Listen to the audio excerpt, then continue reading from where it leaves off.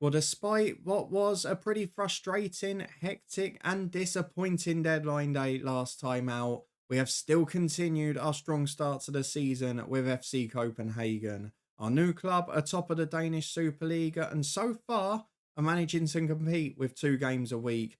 But over the next few days, we face Trabzonspor in a big Europa League game, and then just 3 days later, we've got good Danish opposition.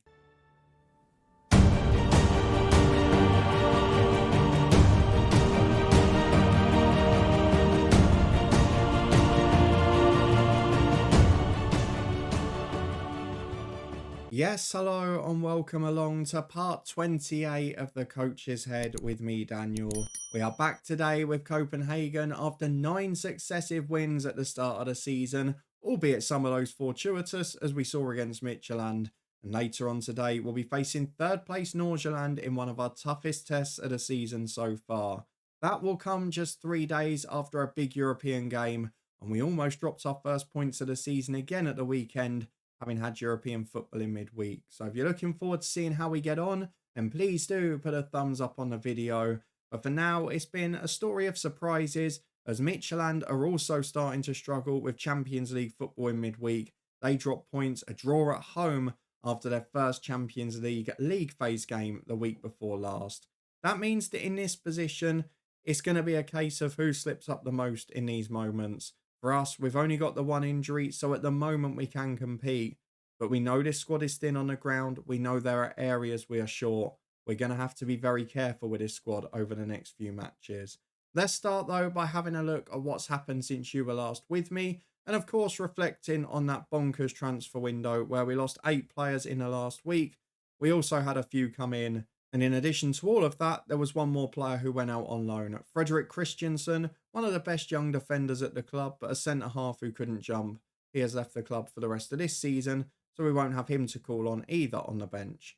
Let's go over to the schedule though and see what's been occurring, because it's been a bit of a weird spell for us, to be honest. You were with me for the AGF game and deadline day, where, to be fair, we played quite well before losing significant players from the team. And this month has been almost a surprise because, yes, we almost had our first slip up after the European game in midweek, which I expected to be the more difficult ones. But look at the result we picked up in Europe. At home to Braga, we won by 5 goals to 0. This is a Portuguese league that's loaded. The whole of Europe is. And we played them off the park. We missed a penalty as well in that game. But Schmidt, Gonzalo, we also had one from Winther and 2 from Hoyland, who's been star of the season. Gave us a really comfortable win. I should also mention the games we played before it against Randers, a 4-1 win, thanks to Hoyland, Lubicic, and own goal and Suarez. That game was over at half time.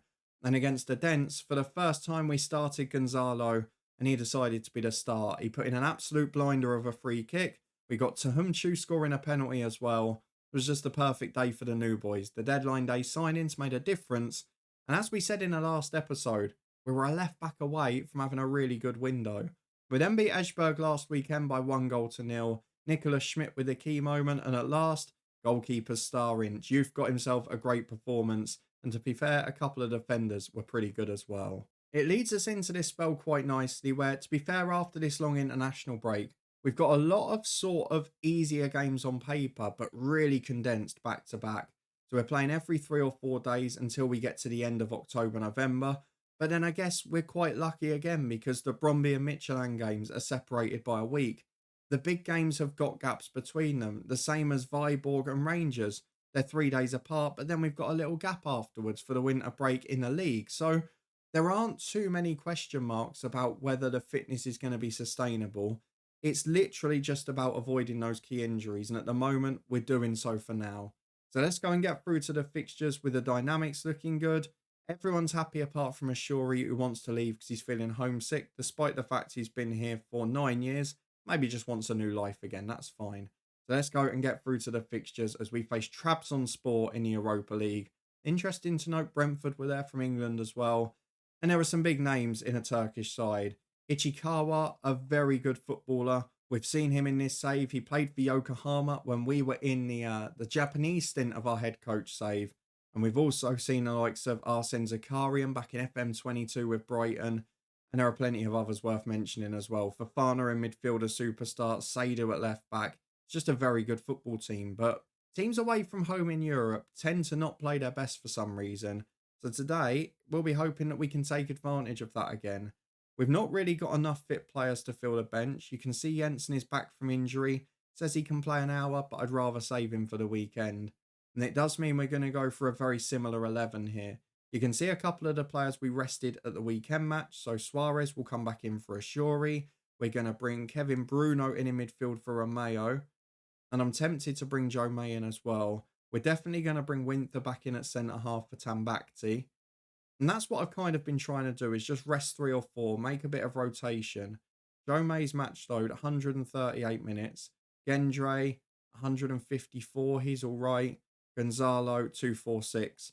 Maybe that's going to be the one. So for now, I know we're taking out a superstar, but this is our 11 in full. It is Juve in goal with Gendre and Lubicic, the only fit left back involved, with Gallego and Winter at centre-half.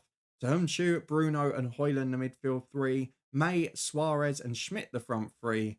And we just need to see if we can find a sub who Ingonau can cover at left back.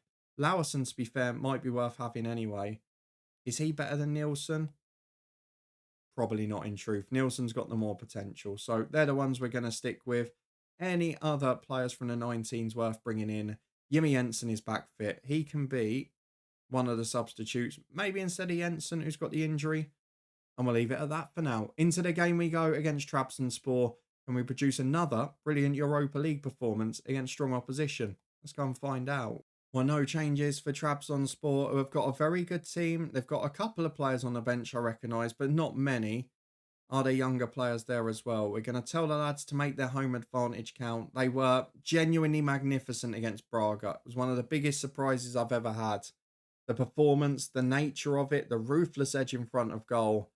Can we do it again here? We've got a throw on the left with Lubicic. Seems weird this year. It seems more pronounced than ever. The difference between the AI at home and away in Europe, as Højlund gets it from May and puts it wide. We've seen it in the other saves as well, both on YouTube and Twitch. Just away from home, these teams sit back and wait to be beaten. And at home, they're like rampant tigers. We're 20 gone here. They've sat back again. But so far, we've not shown enough to break them down. As Lubicic has a free kick into midfield for Bruno. He finds Højlund. It's a great ball for Suarez. And I tell you what, there's no sign of a new contract for him yet. It's only got just over 3 months to go. I really hope they give him one for a year, because he's been magnificent. And he puts us 1-0 up on the night here as well. Well, approaching half-time, it remains our only shot on target, the goal. It's been a very quiet game. It's not had quite the excitement and the exuberance of the performance against Braga, albeit they appear to have been better defensively. I'm going to tell the lads not to get complacent, keep them focused. I mean, in an ideal world, we've had the luxury a few times this year of being 2 or 3 up and resting people. Maybe because we didn't get that against Edgeburg, that's the knock-on effect here. As Bruno gets it wide for Gendry. Has support from May, but he goes alone to the byline. Great ball in for Schmidt. And what a block that is from Giorgini. Stunning defending. Works so well. And now Ummert's on the corner duty. Can we find someone? We've gone near post. Despite the fact we've changed the instruction now, but still not working. We've gone for mixed, and that's a silly foul. It's cynical to say the least. He's doing the old little dive motion. Oh, you've got to love that. So clearly tripped him as well. That's classic. As Suarez goes for the switch of play to May. Had support down the line, but a defensive mindset took over there, though. That's a lovely touch. Finds Højlund, who's got support wide. Lovely ball to Suarez. He's played on by the left back, I'm sure of it. And he's put the ball away for 2. You know what? I didn't think he was still going to be good enough, but he has been magic. 2-0 thanks to Suarez. 50 minutes gone. This start to the season has been sublime. And I just want one more so I can maybe rest Lubicic, because at the weekend we need to keep him fit. He's now become our most important player. Azuma, it's the woodwork. Locker got a hand on it. This is a fabulous performance. You can see where the threat is. Defensively, we've largely been solid. As Lubicic puts it in, that's a better corner into the 6-yard box. We still lose out in the aerial duel. We'll get to the final 20. You can see which players are struggling. It's it's Lubicic. It's the ones playing every game. Suarez, we're probably going to need to rest now as well. So let's go for all of the tired players, and we'll take Schmidt off for Goodmanson as well. So we're going to go Gonzalo on the left, or do we go for a Chori? I think we're going to go a Chori this time.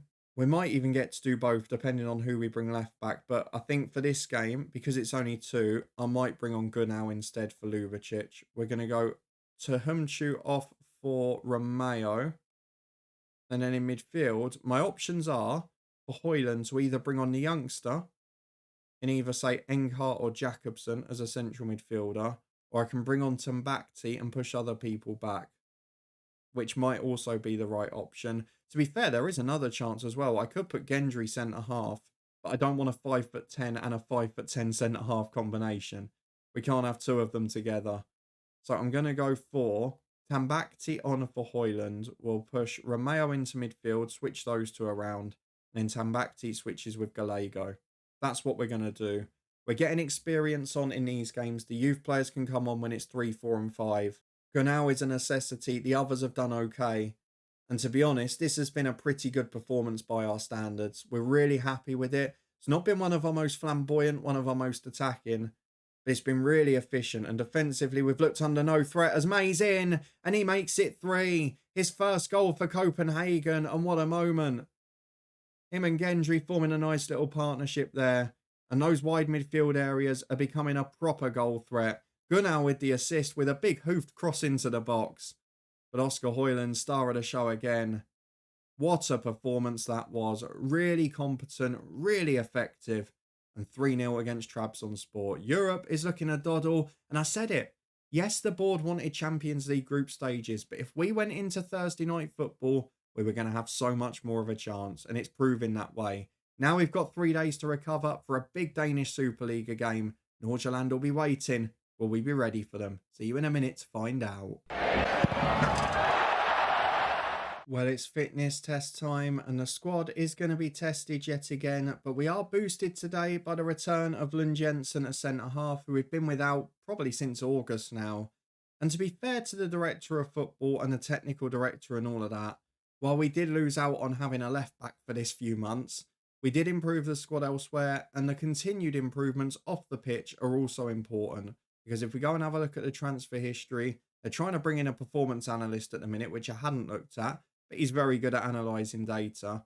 And if we have a look at the staffing deals this year, we've also got a new goalkeeping coach just after deadline day, Dennis Nielsen from Horsens, and to be fair, very good at his job. 15, 15, 13 for his attributes, and pretty good on the mental side as well. So all in all, there's definitely improvements around, and there are positive signs for the future. What we need, though, is to get through the here and now, because if Midtjylland step up, we've got to step up. They face Lyngby away today, which should be a banker for them. They're one of the two, well, whipping boys at the bottom, let's be honest. And then we've got the second toughest opposition, apparently. After Midtjylland, Nordsjaelland are best of the rest. They finished third last season. They're currently third here. So let's see who is fit for this game. We have got, of course, a few youth players who can come in if need be, and a few other players that will be a feature, but there are a lot of players with a very heavy match load now. There is a break after this for the internationals, and there's not many that are internationals in the squad. So I think I'm going to have a quick look through, see which players are most likely to be called up, and maybe rest those guys rather than anyone else, because this game is one that we must not lose. Back in a minute to run through the 11. Well, again, not mass rotation, but just trying to rest a few of those with the heaviest match load in terms of minutes. So in the midfield, I've picked the one who's done the most. Romeo comes in for Bruno. At the back, Lund Jensen returns and replaces Gallego, who's played about 340 minutes, nearly 4 full games. We've also made a couple of other changes to the squad, with Gonzalo in on the right for Joe May. And we've also made changes on the bench, which will enable us to bring on people like Jacob Pint if we need to later on. So it is very much a case of just trying to manage and get through. None of the 11 that would be my first choice 11 are actually regular internationals. Lund Jensen is one who's close to the squad but not been in. Winther's probably the biggest threat because he's an under-21 international. We've got 2 sub-centre halves now. So I'm just hoping this squad can do the job, get through this game without injuries, and then we can start to focus on resting people for the 3 weeks off and making sure there's not much of a load there. So this is the team we've gone for. The changes are Romeo, Gonzalo and Lund Jensen after injury back in. Let's see how they compete today against Nordsjaelland, one of the toughest opponents in our race for the title. We're looking at the Nordsjaelland team today. You've got Maynard Brewer in goal, Daniel Svensson in midfield, and Ingvartsen, who's been scoring goals early this year up front. It is a decent team, but if we're being honest, the title race should be a two-horse race between us and Midtjylland. It's just whether or not we can pull ahead and make it a one-horse race by winning games like this. We're in great form. We found a way against Esbjerg without playing great, and we are the earliest game by the looks of it. So Midtjylland, it will be over to you after this. Can we get the job done? 10 minutes gone. It's been quiet so far. Not really what I wanted to see. But in truth, a draw wouldn't be terrible here. The most important thing is not to lose the unbeaten run. Well, I think this one might fall in the uninspiring category as Umut puts a corner in at 32 minutes gone, and it's the first thing we're seeing from this game. As Umut and Schmidt play a 1-2. He shoots! Oh, what a goal! Nicholas Schmidt from miles out. I was about to question, and I won't lie now because he scored. I was about to question why he's the man who sits back a bit from corners and plays 30 yards out. Maybe that's why. He's got some strike on him there, Nicholas Schmidt. I mean, he's pretty good in the air. I'm not sure why he's not in the box, but his long shot rating's good. His technique's fantastic. And he showed every ounce of that there. One cap for the Danish team. Will he get closer to that squad? The way he's playing there, he's giving himself a chance. Again, not a great performance. Is very much in the realms of the performance we saw against Esbjerg. Nicked a goal, won the game, kept it solid at the back. We've offered very little going forward. We've not had any shots or great efforts from in the box. And that might be the biggest problem we're going to face this year. Lubicic, the left back, has just picked up an injury. Joe May is going to come on for him because at least he is a fullback. He's not a natural one. I think he's awkward out there, something along those lines. Yeah, he is. He's going to have to do it for now. If that injury is longer than 3 weeks, we're in a little spot of bother. I'm also going to take Suarez off, who's had a really poor game. We'll bring on a Chori for him.